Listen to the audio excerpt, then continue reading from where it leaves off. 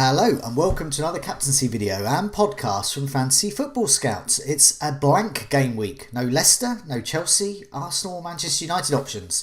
But there are plenty more candidates to choose from. My name is Joe and joining me to find the best captaincy options for blank game week 36 is David. David, how are you? Yeah, very good, thanks. Obviously, we're recording this at the halfway stage of triple game week 35, yes. Which means I'm in a good place. So I captained Fernandez on my free hit and have shot, I think, up to about 75k finally in the top 100k. And so we triple game week 35 going well so far. Getting the captaincy right for the blank game week is quite important, bearing in mind that we're mostly, I think a lot of us are going to have less than 11 players possibly available, unless we've saved the free hit chip, of which, of course, I have not. So in a good place, but big decisions are coming up. Yes, so I've got Fernandez captain at the moment, so I'm not expecting him to get 3 games, but hopefully he'll get some minutes tonight. And yes, to timestamp this, we're recording Tuesday morning during Game Week 35, so there are more matches to play. So all tables I'm putting up will be for the last 6 matches and were made before last night's glamour clash between Burnley and Fulham, and we both have Chris Wood, so we're going to just mention him again, obviously, because he's great. But let's start with Liverpool, away to down and out West Brom. Salah is likely to be one of the top choices, and he's certainly in the running for me for the armband, but is he the best choice? So what do we think? Liverpool assets like Salah against West Brom for the captaincy this week. What do we think? Yeah, well, it's certainly a fixture worth looking at. West Brom obviously haven't been defensively too sound for some time. There was mild improvement, I think, 2 or 3 months ago, but then it dipped off again. With the situation the club's in now as well, arguably very little to fight for other than pride. Dare I say it, I don't know. Sam Allardyce's never really been in this position before, so I don't really know what to actually necessarily expect from the players now. I think I could be confident that they'll cause Liverpool problems. But actually, that could play into Liverpool's hands because I still think there's some attacking talent there that can cause Liverpool problems. Yeah. I think they will probably go for it, and then that should open things up for Liverpool, which would be quite nice. So they're not towards the awful end of the defensive scale over the last 6 matches, but they're certainly nowhere near the right place at the table. So in those last 6 matches, 14 big chances conceded, which is the 7th worst.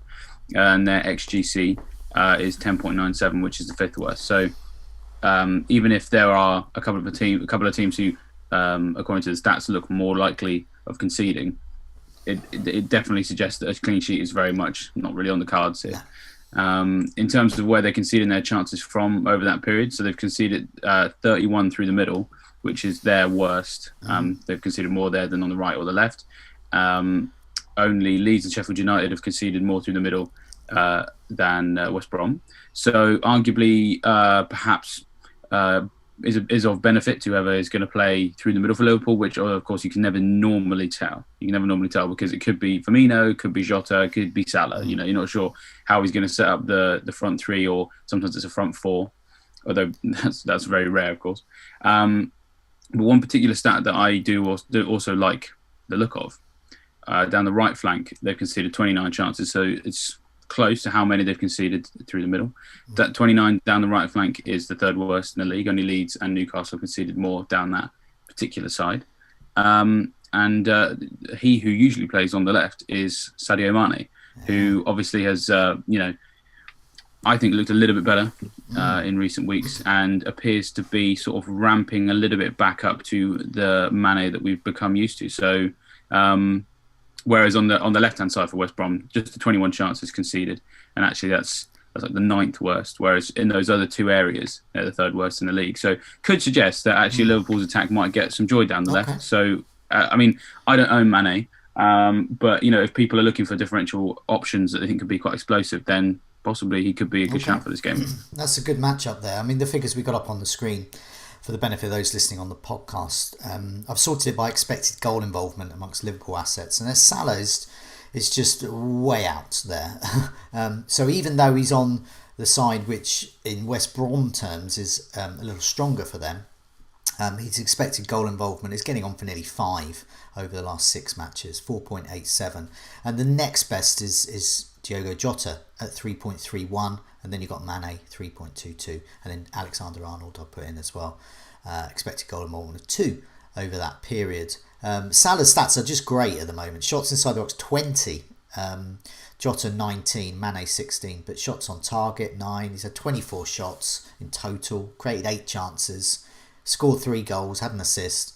Minutes per goal attempt shot in the box every 23.3 minutes. This is nice Salah stats. He's going for the Golden Boot, as he always does. Liverpool are trying to get into the top 4 to cement their future, really. Because if they don't get into the top 4 and if they don't get into the Champions League, there's going to be all sorts of problems in the transfer market for Liverpool coming up. But of course they'll have Virgil van Dijk back soon. It may be towards the end of this season even, because I know he has been running around.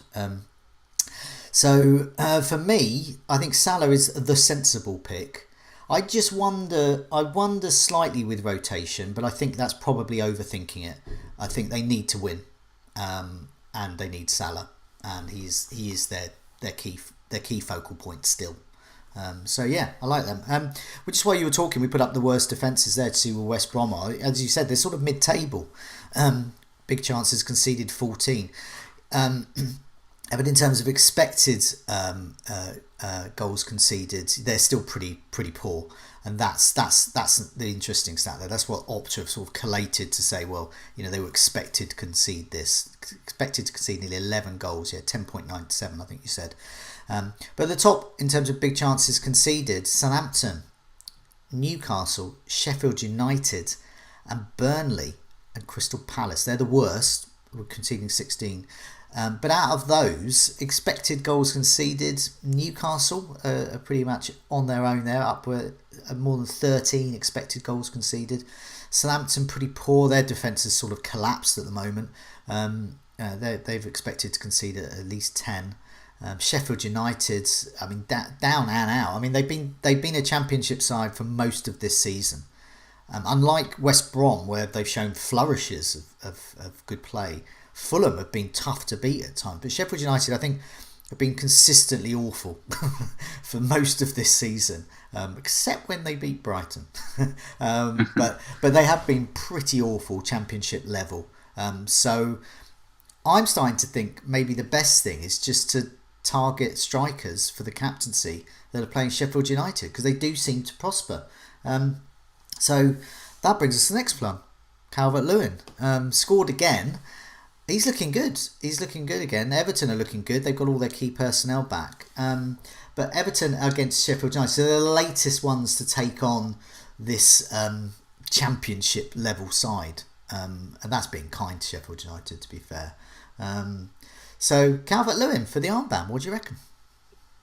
Yeah, well, I mean, and there were people that brought in Benteke for the triple game week because he was playing Sheffield United. And to be fair, I mean, there were some stats to suggest that he could benefit, because you don't just want to bring in any striker that's playing a bad defence. You need to bring in someone who you feel is capable of actually taking advantage. Benteke did it. Calvert-Lewin obviously has gone and got a nice haul against West Ham. Has another game in the game week, could get even more. As you've highlighted, Sheffield United defence has never been particularly reliable. Looked like it's going to keep a clean sheet.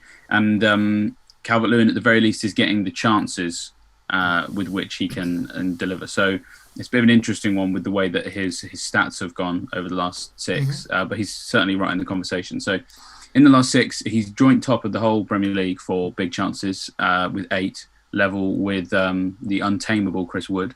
So, absolutely, no shame in not being able to get past him.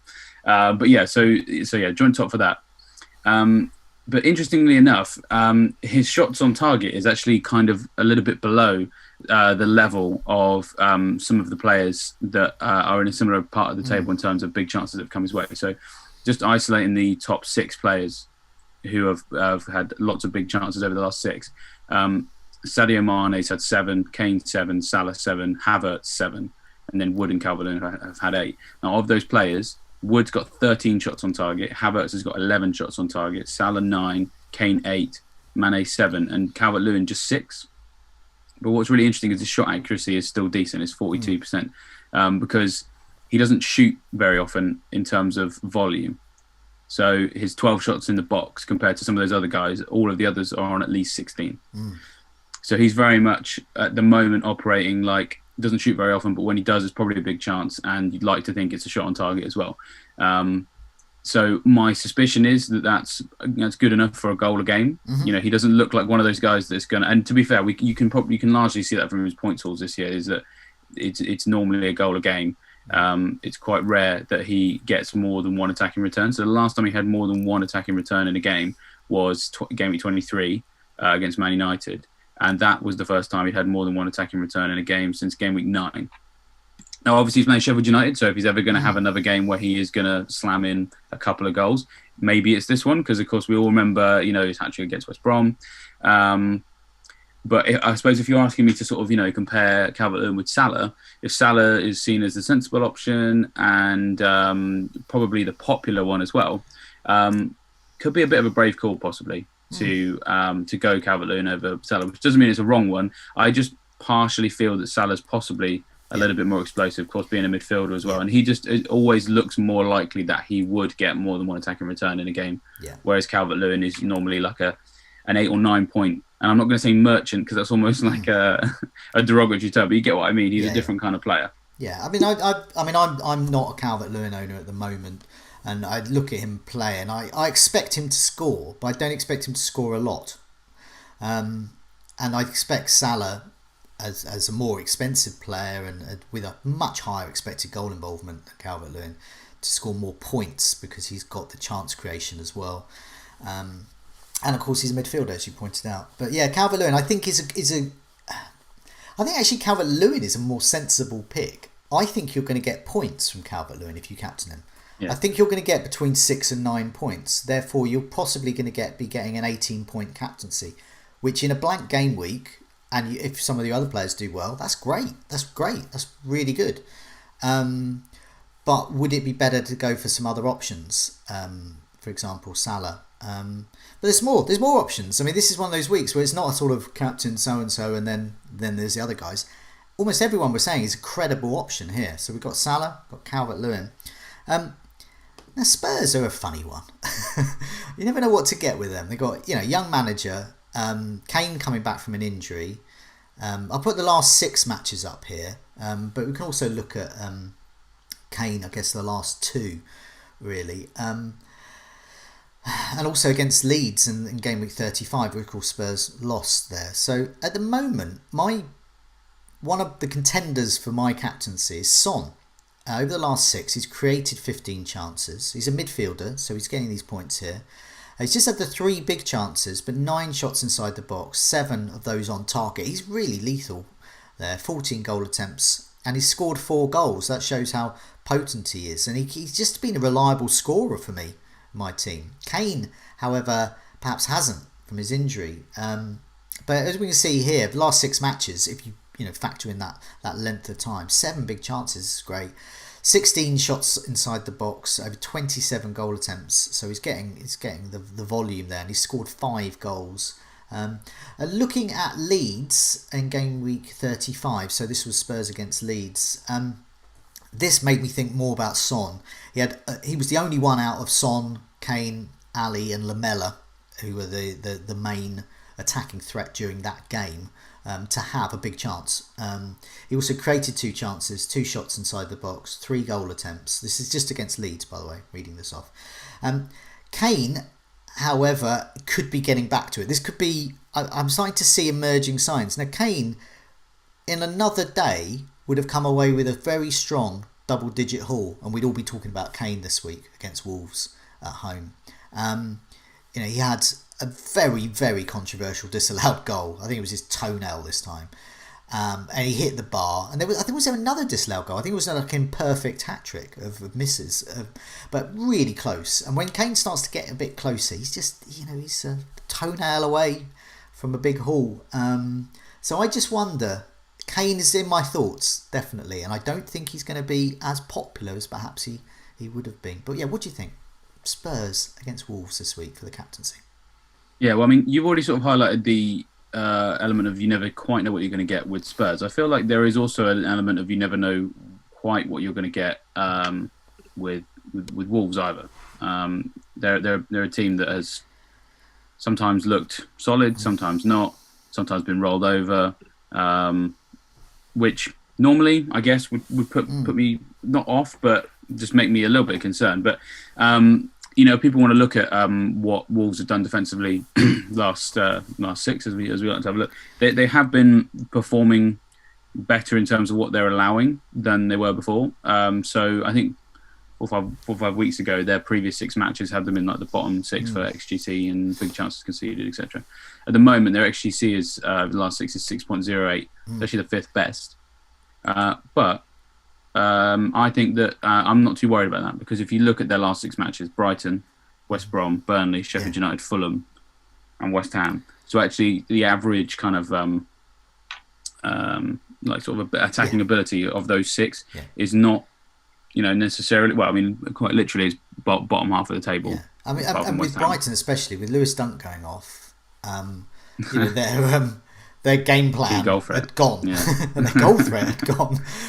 So even you factor in those type of things. It's like looking at the Southampton defence after a 9-0 drubbing to Leicester.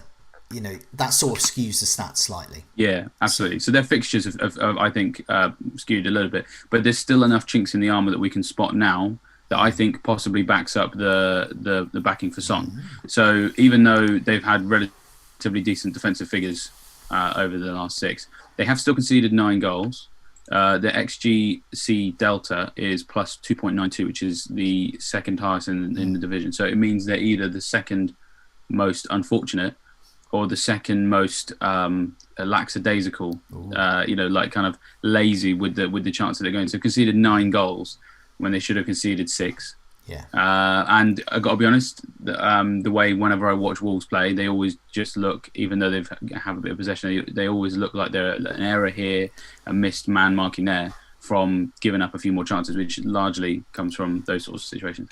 But in terms of where they're conceding their chances from, this is what I mean about the Son thing, is across those last 6, even though they were playing relatively favourable opposition, 14 chances conceded down the left-hand side, and that is the 7th best in the league. It is 11 through the middle, and that again is actually joint 5th best. But then we look at their right-hand side. So 14 on the left, 11 in the middle, 21 chances conceded down their right-hand side, considerably more than in those other areas. Now, that's something like that. It's like the eighth worst in the league. So again, it's not like awful, but of course maybe we have to factor in the fixtures they play. But the point is that across that period, it's a clear sign that the right hand side of their defence is considerably more easy to cause problems on than on the left. And I think it's Nelson Semedo plays as their right wing back, and this wouldn't be the first time that people sort of pointed out the sort of suspect defensive ability there. So obviously that is where Son is going to play. Or we assume anyway, because he traditionally plays on Spurs' left. That would be facing Wolves' right. So there's possible opportunity there for him, I think. Okay. Well, I mean, Son is actually my current bus captain, so maybe I should just keep it on Son.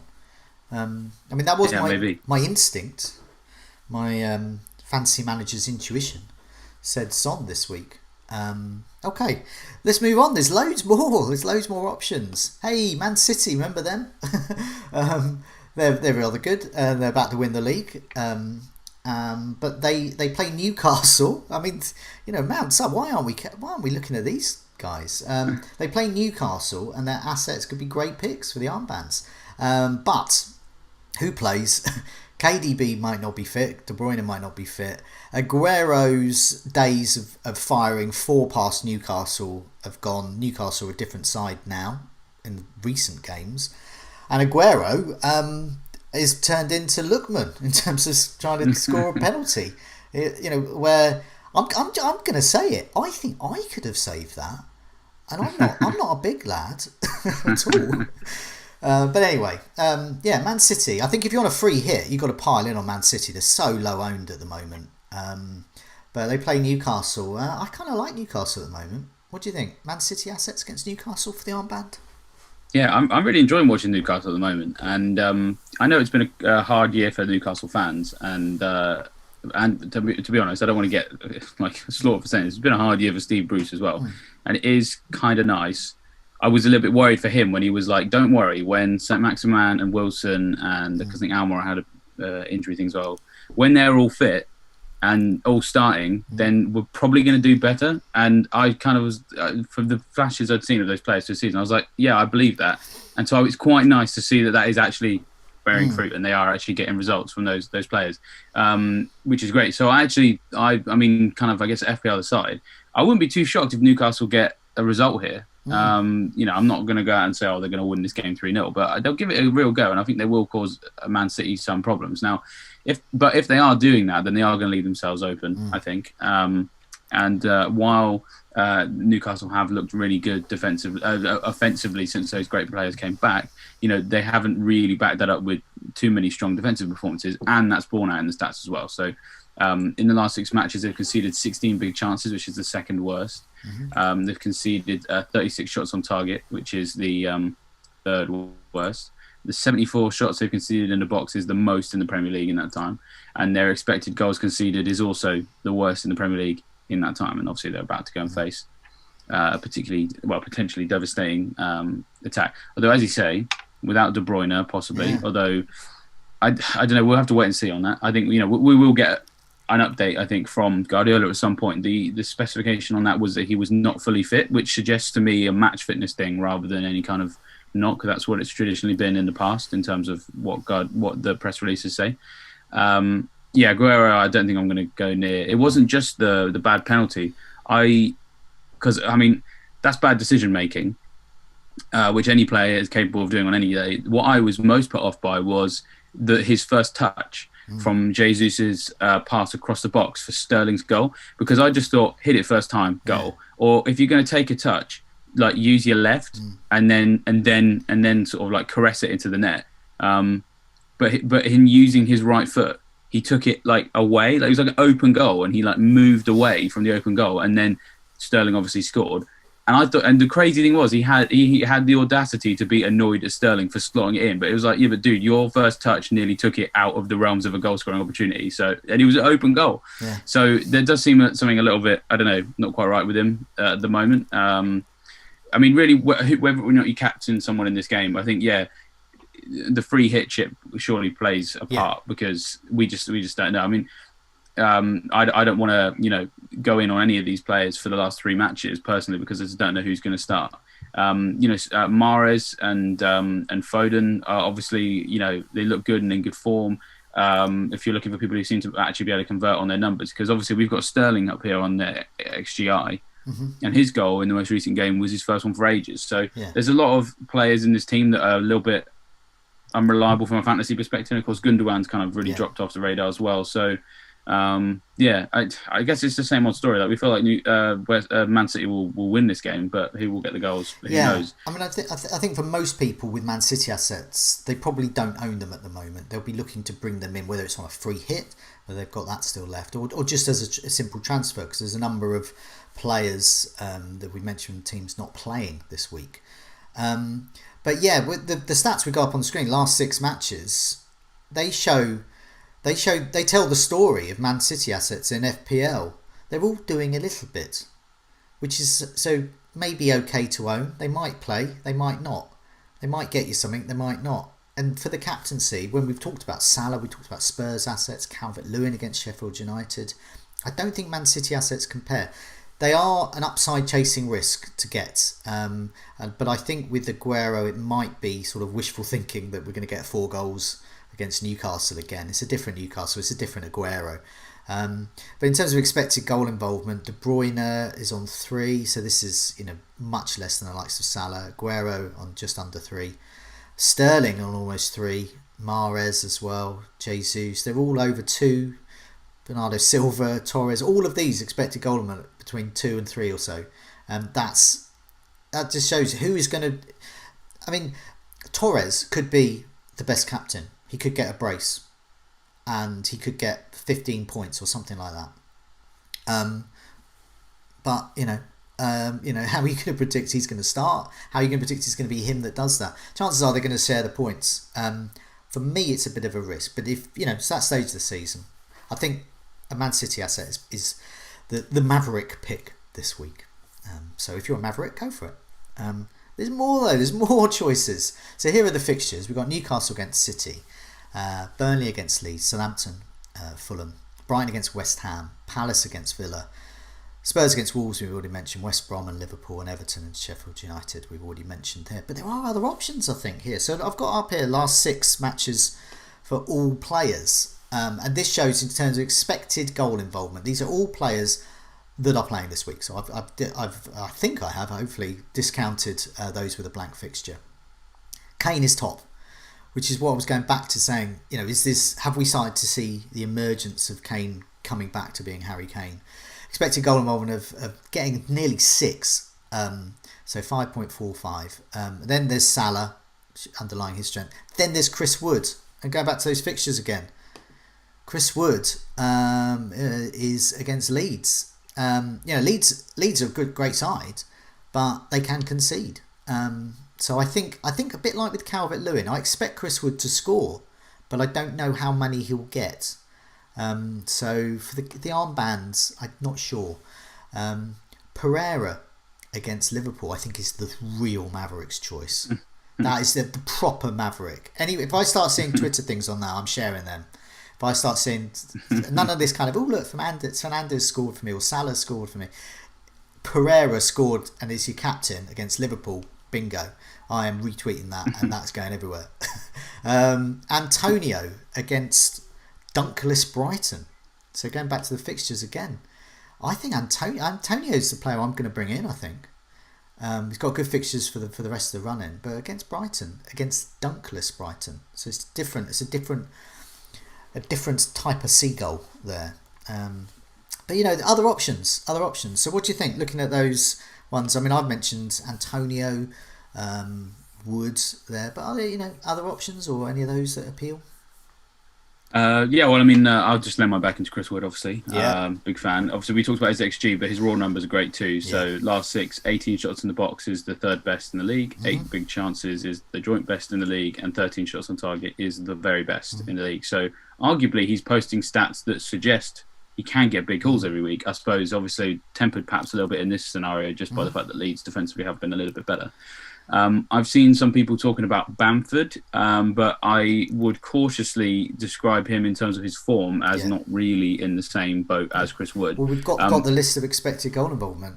I think I went up to 11. Bamford's not there. Yeah.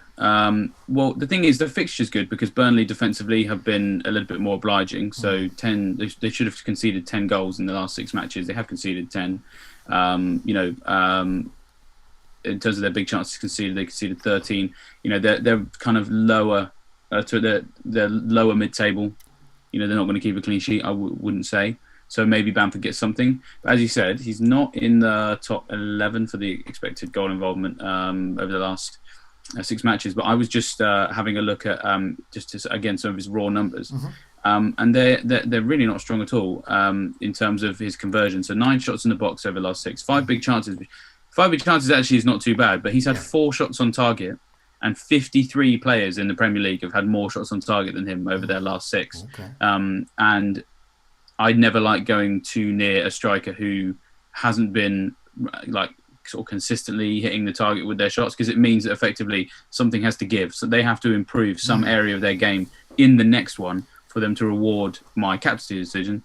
When we've got players such as Salah, and Wood, Kane, and Jota there with 11 shots on target last season. Yeah, exactly. There's some players that are really consistently getting shots on target. They're the type of players, to me, I feel a lot more comfortable captaining. So I know Bamford, I'm probably going to you wrote about the West Ham Everton game, and so Antonio, as I was saying, is a player I would looking to bring in, but also he's in the captaincy conversation, I think. But then looking at the figures there, so he's created 11 chances, but just 3 shots on target, 12 shots inside the box. So we're talking an accuracy problem there. But he's also creating a lot of chances. Meanwhile, Jesse Lingard's stats in terms of goal potential have plummeted, and he is much more involved in the build-up play. So what's happening with West Ham? Are they to be avoided in terms of the captaincy? Have they changed? Have they become slick passing outfit, not a goal scoring outfit. Yeah, it's tricky. They've had a few chops and changes in the last few matches that have sort of, in my opinion, kind of made them harder to kind of understand. They obviously were that Cresswell for a little bit, which that drew Lingard into a deeper role for a bit, which we haven't quite seen him leave yet, even though Cresswell's come back.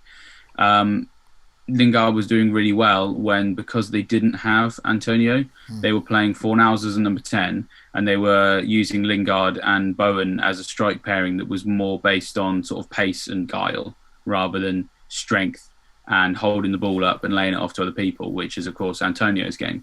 Now, Antonio can still use that role to do really well when he's like the aiming point. But yeah, it's with Antonio coming back. It's only 2 matches so far after missing 3 in a period where they really kind of hit a rut in terms of scoring goals. I don't know. Yeah, I'm a bit sort of uncertain. And the thing is, even I know Brighton are obviously without Dunk, but there are other defenders in there that I still think can cause problems. I mean, the way that they play the back 3, they're all very strong physical specimens. Yeah. Antonio's going to have to work really hard to to do his usual role, I think, against them. So all of that sort of, it's not uncertainty, but more just sort of things I want to kind of have another look at before I captain one of those players. When you consider some of the other options like Cavalier against Sheffield United and Kane and so on against the Wolves defence and Salah and some of the exciting goal scoring options at Liverpool, West Ham just can't really compare. Okay, so I think just to sum up, really, we're looking at the familiar names, really, the likes of Son, Salah, possibly Kane, possibly, if you want to go there, a Man City asset, Calvert-Lewin for that reliability of goal scoring. But there are question marks over a number of other players, and so that might count them out of the captaincy conversation. Chris Woods, I think, is your reliable one, though. Let's just before we go, just want to mention the members area. So obviously all those stats we've been showing there, all from the members area at Fantasy Football Scout, all Opta driven data there, all sorts of tools to have a look at there. If you have enjoyed this video, do press like. Also remember to subscribe to our YouTube channel. Also do like, do share the podcast, and make sure you subscribe wherever you receive your podcast from. But in the meantime, David, thanks so much for joining me, and good luck with your captaincy. Cheers, Jen. Same to you.